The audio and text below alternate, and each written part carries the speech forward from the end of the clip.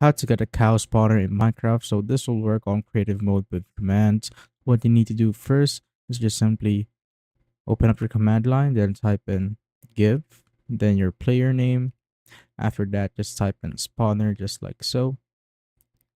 And now you have the monster spawner. So if you put it on the ground, it will just be like that. So you need the cow egg right here, which this is 101, the cow spawn egg. So you need that. Now once you have that, make sure that you're on the biome where cows naturally spawn. So just simply put the cow egg inside the spawner, and you just simply need to wait for a while till it spawns the cow right there. So this spawner will just basically spawn unlimited cows. You just simply need to wait for the intervals on when the cow will be spawned. So as you can see, one was already spawned, and you just need to wait for some time again for the cow to spawn again, basically.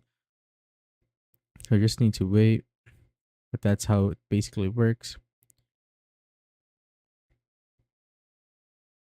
As you can see right here, it spawned another cow. That's how I basically get this cow spawner in Minecraft.